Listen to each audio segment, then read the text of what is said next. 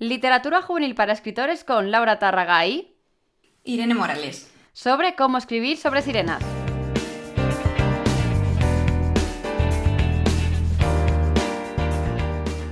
Irene Morales es la autora de Bajo el metal, una novela futurística ambientada en Tokio, y Desde el verde, la noveleta en la que precisamente encontraremos el tema que quiero tratar hoy en el podcast. Hola Irene, ¿cómo estás?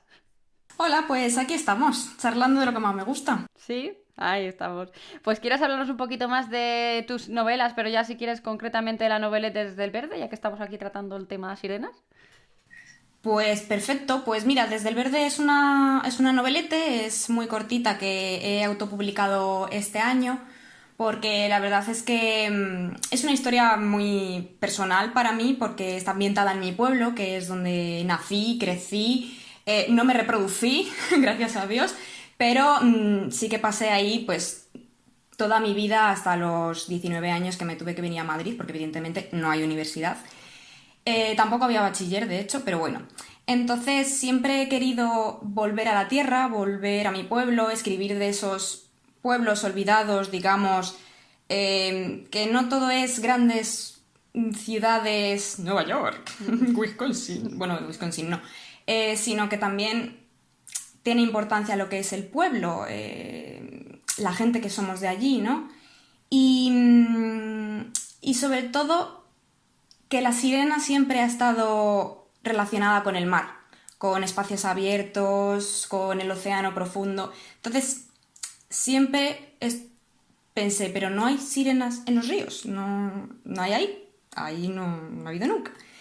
Y de ahí surgió también la idea un poco para Economía Sumergida, que es un relato gratuito que resubiré dentro de poco a mi PyHip, que es un poco el prólogo de Desde el Verde, que es ¿y si hay sirenas en los pantanos? O en las ciénagas. ¿Y si hay un tipo de sirena de ciénaga o de pantano que simplemente está ahí, pues como los cocodrilos, más bien? O como las pirañas que dicen que se trajo Franco a los embalses abulenses. Y un poco va girando de eso, ¿no? Es de un chaval que vuelve al pueblo porque tiene recuerdos de que en la casa de su abuelo había una sirena, que ahí había un pozo y él recuerda una sirena, que está completamente convencido de que no, imposible, pero evidentemente llega al pueblo, llega a la casa de su abuelo y hay una sirena. Y entonces es un poco toda la historia, todo el proceso de conocer a la criatura, de que la criatura conozca a un humano, dentro de que los recuerdos de Isaac, que es el protagonista, no son muy buenos, no son precisamente cuentos de hadas. Así que va por ahí la cosa, más bien. No quería hacerlo terror, pero he tenido gente que me ha dicho que le ha dado un poco de angustia a algunas cosillas, así que sí, pero básicamente es yo hablando de mi pueblo y hablando de sirenas, que es lo que más me gusta. Qué guay, yo estoy totalmente a favor de todos esos libros que se salen de las grandes urbes para hablarnos de otros, o ciudades más pequeñas o no tan conocidas, o pueblos más pequeñitos, ¿no? Además que en España, con la cantidad de pueblos que tenemos, ¿no? Quiero decir, vamos a mover un poco eso. Y con la cantidad de tradiciones y leyendas que tenemos de diferentes, los amantes de Teruel, tonta él, o sea, es que tenemos hasta refranes. Sí, sí, y además de los no tan conocidos, porque vamos, hay gente que cuenta todas las movidas que tenemos en España y podríamos hacer 1000 novelas ahí. Miles, miles. Pero claro, estamos tan acostumbrados a centrarnos en lo que nos han dado ya, ¿no? Y que nos da un poco de pereza también buscar esas referencias que podemos encontrar por ahí, por todo el folclore que hay español. Pues qué guay, yo me la apunto desde el verde para leerla. Además, novelet, ¿cuántas páginas tendrá más o menos para leer? Así. Poquito. Es que el libro físico tenía unas. Es que hice una tirada muy pequeñita, hice una preventa y tendría unas 280, pero claro, el formato era chiquitín. Y en digital ahí me pillas. Ya, bueno, normal. Pero la cantidad en palabras, por si a algunos les es mejor así, es de unas 43.000. Vale, o sea, sí, está bien pasable. O sea, quiero decir, cortito para pasar una tarde ahí a gustito. Bueno, a gustito o no, porque vamos, si te han dicho que puede ser un poco terror, yo ya empiezo a tener un poco de miedo, porque yo me asusto con todo, pero bueno. Es inquietante, no terrorífico, ya lo digo, es simplemente el estrés de no saber qué está pasando. Ajá, vale, o sea, más psicológico. Qué guay, qué guay. Pues nos apuntamos desde el verde para leerlo en digital. Tendrás los enlaces aquí abajo en la cajita del programa y en el artículo que tenemos en la web sobre este episodio para que puedas ir directamente a verlo y si te interesa comprarlo. Pero antes de empezar con el medio del podcast, ¿no? Para hablar de Sirena, sobre todo de más allá de Ariel, ¿no? Porque me interesa sobre todo recalcar que se puede escribir sirenas más allá de la figura de la sirenita que tenemos tan marcados hoy en día en nuestra cabeza que pensamos en sirenas directamente nos vamos a Ariel y directamente a la Ariel de Disney, o sea, es como automático, ¿no? Cuéntanos qué estás leyendo ahora mismo y qué libro nos recomiendas como libro juvenil para esta semana. Pues mira, yo estoy leyendo ahora mismo El Proyecto de Courtney Summers, que lo publica La Galera, que es un thriller juvenil de una chavalilla que su hermana se mete en una secta y lleva años sin saber de ella y empieza a atar cabos, digamos, porque cree que en esas sectas se están cometiendo asesinatos y bueno, lo que pasa con todas las sectas, ¿no? Que son malas. Entonces, la verdad es que Courtney Summers se llama, creo que sí. Sí.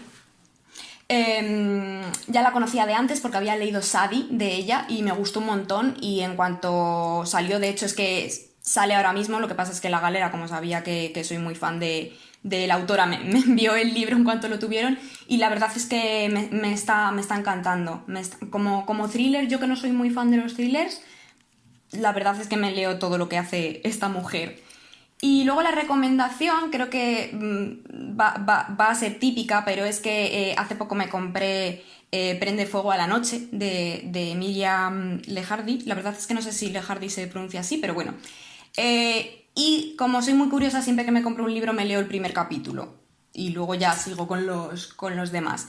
Y la verdad es que el primer capítulo ya me dejó muñeca, digamos, me gustó mucho, no me lo esperaba nada.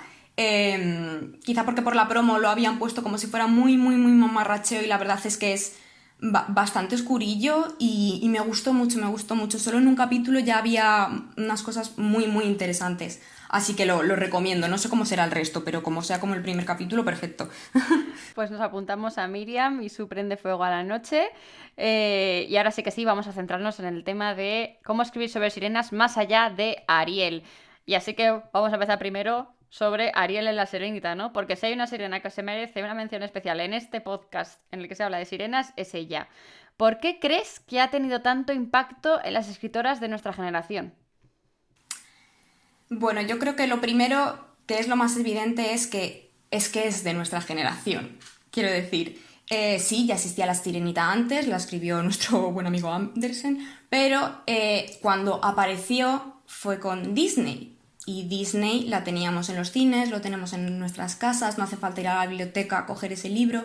Y además, bueno, yo en la universidad, no quiero que esto suene sesudo, pero yo en la universidad hice un trabajo sobre princesas Disney y su evolución. Y era muy curioso ver cómo justo en el 89, que es cuando sale La Sirenita, cambiaron completamente el estereotipo de princesas, porque antes teníamos pues Blancanieves, La Bella Durmiente, Cenicienta, que bueno, dentro de que son así, Cenicienta era un poquito bastante irónica, cosa que me sorprendió bastante, pero la diferencia de Ariel fue que era la pequeña de muchas hermanas, era graciosa, era divertida, tenía amigos que salían por ahí, se rebelaba un poco contra sus padres y además era jovenzuela, fresquita. Quiero decir que era muy fácil ponerse en su piel, tanto como siendo pequeñita, que dices, yo también quiero ser una sirena, porque al final el mar, que es algo que nosotros no conocemos y que nos es tan ajeno, si nos lo pintan como un cuento de hadas, evidentemente vamos a querer vivir ahí. Pero además teníamos ese hecho de que Ariel quería hacer cosas, era curiosa, quería verlo, quería salir un poco de su cueva para verlo y digamos que era un poco la primera princesa que realmente pelea un poco contra sus padres como un adolescente normal y era muy fácil ponerse en su piel y creo que todas las autoras hemos vivido ese de pero es que yo quiero hacer más, yo quiero viajar, quiero salir más allá de las 12, papá. Y aunque vinieron princesas después que también eran más rebeldes, no todas eran de ese tipo de adolescente, porque el resto eran a lo mejor princesas que, como Pocahontas, que tenían al pueblo, que tenían que protegerlo, o Bella, que, ay, me ha secuestrado una bestia. Eran historias pues interesantes, pero no es tan fácil conectar con ellas. Y creo que la mezcla entre la fantasía del mar, de que tú quieres ser una sirena, evidentemente, con que era tan fácil ser Ariel, creo que eso fue lo que nos afectó a todas. Creo que de los 90, 80 no hay princesa que sea más característica y más fácil de seguir como Ariel, a mi parecer. Totalmente. Yo era de las de quiero ser una sirena. O sea, de... Yo también, pero como una loca. Y era como, pero ¿por qué no puedo? O sea, ¿qué problema hay? ¿Qué es lo que hace que yo no pueda? De hecho, la primera cosa que yo escribí siempre, que fue como con 8 añitos, era Irene y las hadas, pero en realidad eran hadas sirena. Y era que cuando yo me iba a la playa de vacaciones con mis padres, salía una sirena de la playa y decía, Irene, siempre has sido una sirena, ven con nosotras. Y yo, sí, es que ya lo sabía. Y vamos, que es que fichada desde día 1. Totalmente, qué guay, qué guay. Entonces, ¿tú crees que nos hacen falta más referentes de sirenas para poder crear historias originales? Porque yo creo que siempre estamos escribiendo más o menos siguiendo esa narrativa que nos ha dejado la Sirenita y con la que hemos crecido, ¿no? Sí, digamos que es que la Sirenita, tanto la de Disney como la historia original, ha sentado un blueprint, digamos, es como el esquema a seguir, pero no creo que nos hagan falta más referentes. Creo que la gente, si quiere escribir de sirenas que no son la Sirenita, puede hacerlo perfectamente, porque no hay casi nada escrito sobre sirenas. O sea, puedes inventarte una sirena completamente nueva y no pasa nada, porque no deja de ser mitología. Puedes hacer con ella lo que quieras, no deja de ser magia, ¿no? Entonces, no creo que nos hagan falta más referentes, pero sí que hace falta querer contar una historia más diferente. Digamos, es que es muy fácil contar la Sirenita, porque es como una vuelta a la infancia.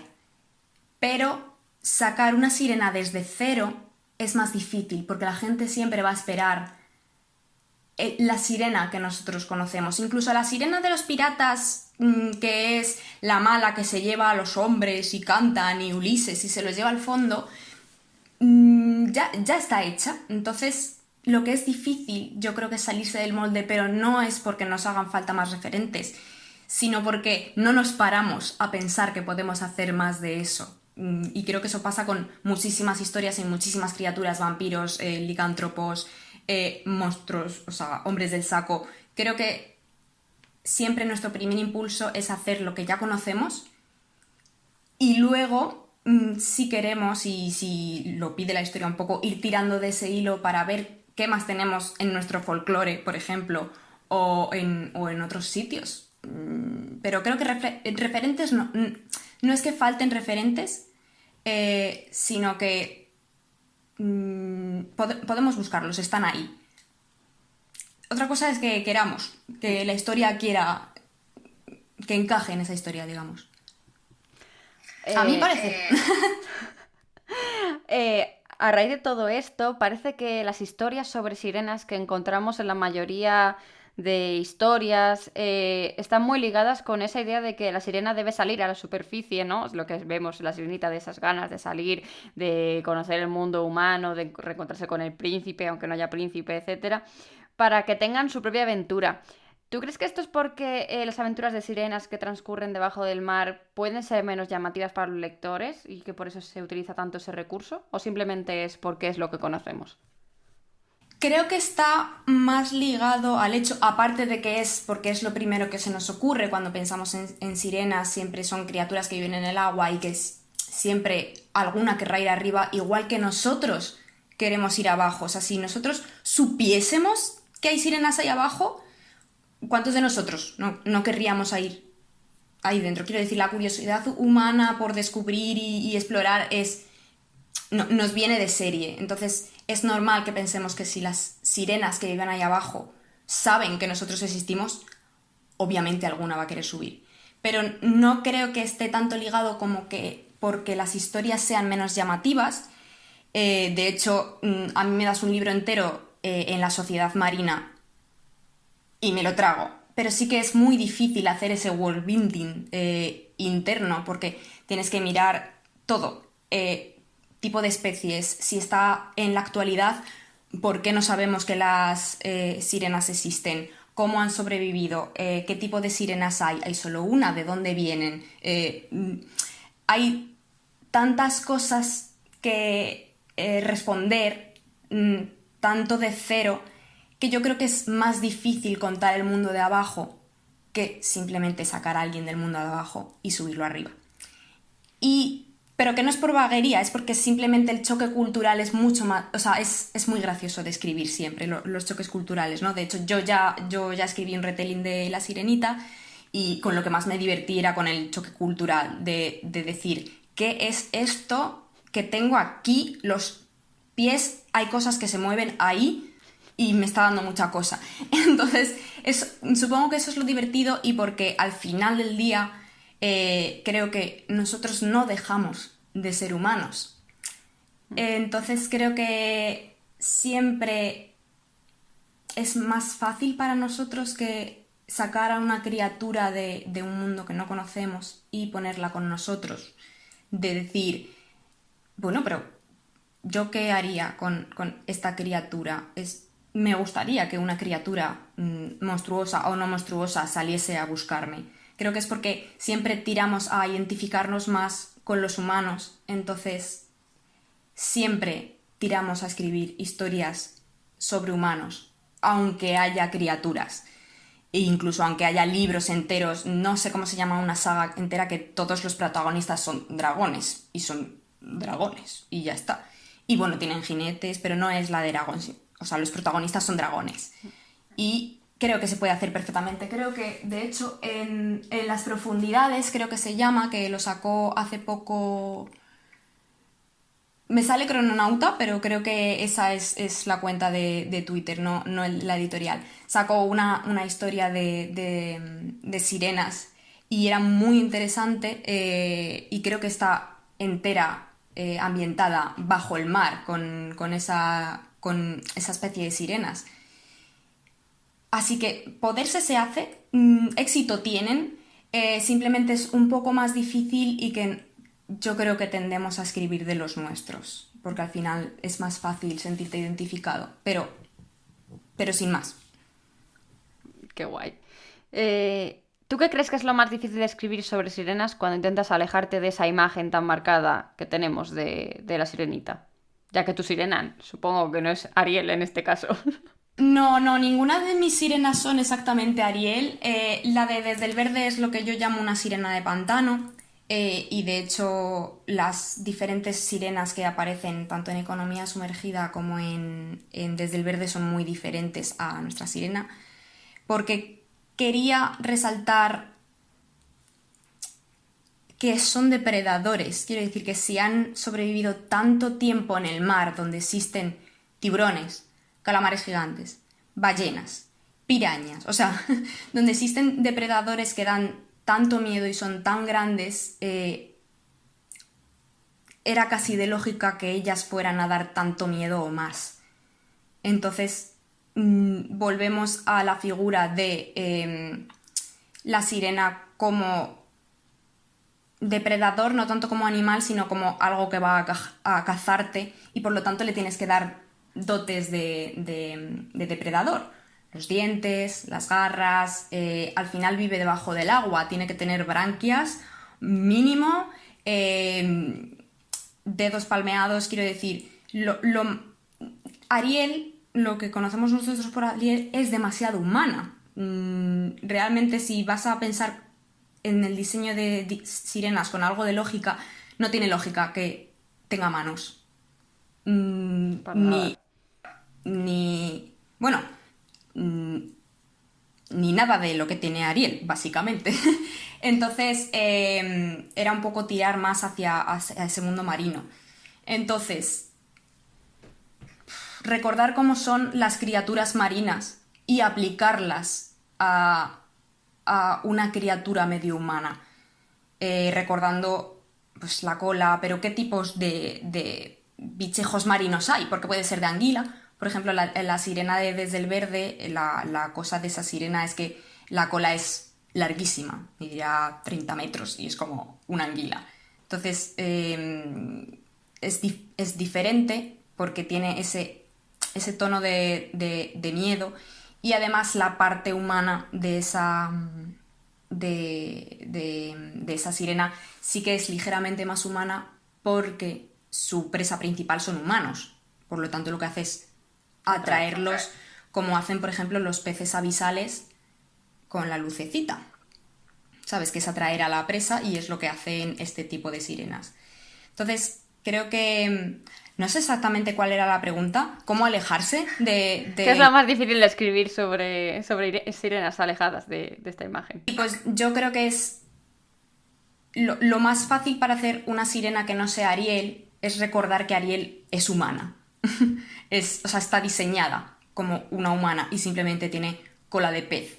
Pero recordar que una sirena que realmente vive en el mar tendrá que parecerse más a un mar, a un pez, a una medusa, lo que sea, porque vive ahí. No hay que pensar en que esa sirena en algún momento va a salir fuera o se va a topar con un humano. Son criaturas del agua.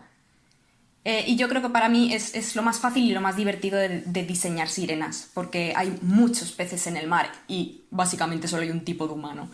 Pero puedes mezclarla con muchas cosas. Yo, por ejemplo, en el retelling este de la sirenita que escribí, la que ocupa el chico que ocupa el puesto de Ariel, digamos, es una sirena abisal. Y por lo tanto daba mucho miedo, que era lo que a mí me gusta de las sirenas, que es que den un poquito de miedo. Al menos. Anda. Yo es que siempre he sido muy de Ariel. A mí me sacaste ese bicho. Por ejemplo, en Harry Potter, las sirenas que aparecen en el torneo de los Tres Magos me acojonaban. Pero claro, tienen más sentido a nivel, como estabas diciendo, de diseño. Sí, justo. Pues a mí me encantaban, evidentemente. Yo en cuanto empezaron, tienen el pelo de algas y muchos dientes y yo, ¡uy! A verlo.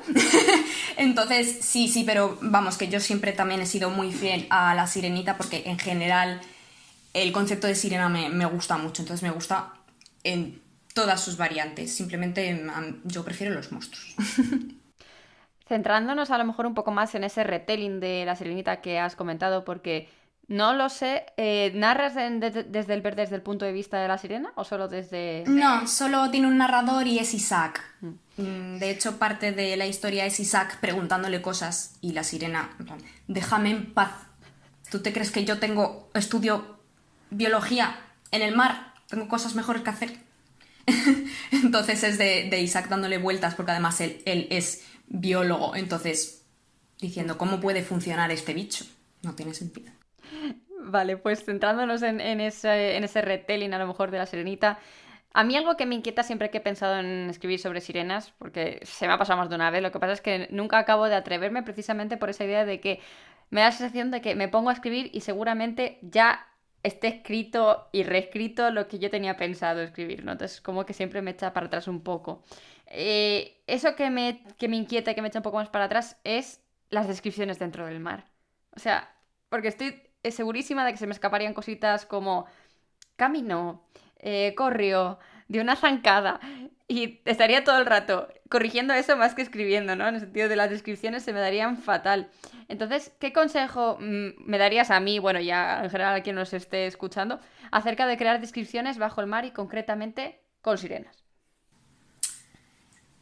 Creo que es imposible no editar en algún momento o corregir tu propia historia porque incluso yo ahora mismo que estoy tuneando, digamos, el retelling de la sirenita para ver si lo vuelvo a mandar a sitios, o sea, no tengo prisa, sigo encontrando cosas que dices, pero ¿cómo vas a ver esto una sirena? Es que es imposible.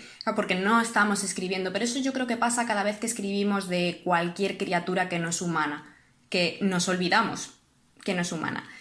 Pero para mí la base fue centrarme en mis recuerdos de cuando nado. O sea, de cuando vas al mar y nadas, sobre todo si alguna vez has nadado con gafas o con snorkel y puedes ver el fondo, un poco sacar esos recuerdos de cómo tu cuerpo, cómo te movías, cómo se sentía el agua alrededor de ti, cómo se movía tu pelo. También yo es que me comí todos y cada uno de los documentales de Netflix y todos los lados de vida marina, porque ves cosas, o sea, te es más fácil describir qué hay a tu alrededor y cómo podrías avanzar en ese mundo cuando tienes muchas imágenes de referencia, pero sobre todo yo me centro mucho en mis propios recuerdos de cómo se siente mi propio cuerpo cuando estoy flotando en el agua, cómo avanzo, si alguna vez te has puesto las aletas, por ejemplo, cómo se nota realmente que tu cuerpo va más rápido con esas aletas y cómo describirías avanzar. Estás pataleando, sí, porque tienes piernas, pero si las tuvieras juntas, entonces, ¿qué dirías? Dirías impulsar, aletear, girar. Al final, los movimientos en tierra son los mismos que haces en el agua, pero simplemente los llamas de otra manera. Entonces, al final los vas cambiando, ¿no? Pero creo que es más fácil si tú recuerdas lo típico de la experiencia. Y si no, pues ponerte en la piel de la sirena, que al final somos escritores. Hay cosas que jamás vamos a experimentar, jamás nos van a pagar una puñalada, eso espero, y ahí estamos escribiendo duelos de espadas y de magia y que nos caen rayos y esas inscripciones nos salen igual. Esto es lo mismo, simplemente que da un poco de miedo porque es más amplio, es más fácil caer, equivocarse en una cosita estúpida, pero date cuenta que si tú como autora no te has dado cuenta, es muy probable que el lector tampoco se dé cuenta. Pero para eso están los editores, para darse cuenta. O sea, que tú tampoco, oh no, he puesto correr. Se va a dar cuenta el editor. O sea, el editor está ahí para mirarte esas cosas y si no, están tus betas y si no, estás tú misma 3 años después diciendo, ¿pero qué puse aquí? Dios mío, ¿por qué? ¿Cómo llegué a esta conclusión? Y al final es ir mirándolo y saltar al ruedo. Tirarse a la piscina. Es ponerse a ello y el mayor consejo que le puedo dar es que te lo pases bien. Que te lo pases bien. Pensar, pues sí, no está mal pensar de vez en cuando, pero ya habrá tiempo para corregir después. Creo que lo primero es que sientas realmente esa historia y a esas sirenas. Bueno, pues apuntadísimo, que no pasa nada si se nos escapa alguna palabreja que no podemos evitar al final, ¿no? Y ya por último, la última pregunta que te quiero hacer es una que nos han hecho nuestros oyentes por Instagram, porque si no nos sigues por allí, que sepas que yo voy poniendo cajitas de preguntas para que dejes preguntitas sobre el tema que vamos a tratar cuando voy a grabar. Y Agua de Mar T, supongo que será T, es una T sola, .g, dice, ¿cómo nacen las sirenas? Y voy a explicar por si acaso alguien se pregunta por qué esta pregunta no. Yo creo que viene por el hecho de esa imagen de la sirenita de que tenemos de que Ariel tiene mamas, ¿no? Tiene teta, entonces será mamífera, pero la cola. Entonces dices, ¿qué está pasando? ¿Cómo funciona eso? ¿Que es ovíparo? ¿Es mamífero? ¿Qué le pasa? Cuéntanos tú qué crees. Pues depende, siempre depende del tipo de sirenas que estés diseñando, ¿no? Yo no puedo defender el tipo de sirena que es Ariel porque no la entiendo. O sea, digo yo que será rollo delfín y que saldrán fuera a dar de mamar al niño, pero si no tienen permitido salir fuera. O sea, no, es que no tiene sentido, porque es una peli para niños, entonces no hay que pensarlo. Pero realmente también me comí un montón de artículos y documentales sobre cómo se reproducen los mamíferos del mar y todos los bichejos posibles. Entonces creo que las sirenas más parecidas a Ariel pueden ser mamíferos tal y como son los delfines, por ejemplo, que se reproducen como cualquier otro mamífero y se embarazan y tal. Y las mamas, pues, chico, no hay explicación posible. Puede ser, en el caso, por ejemplo, de Desde el Verde, en mi caso, creé una sirena que era un cebo.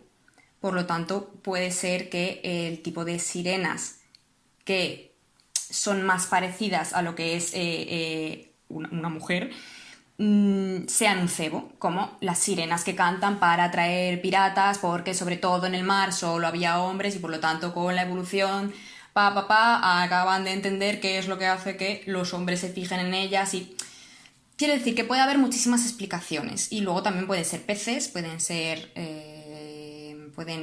como medusas. Quiero decir, es que hay tantos tipos de formas de nacer de sirenas como especies en el mar. Entonces volvemos a lo mismo de cómo diseñar sirenas, depende de lo que hagas con la tuya.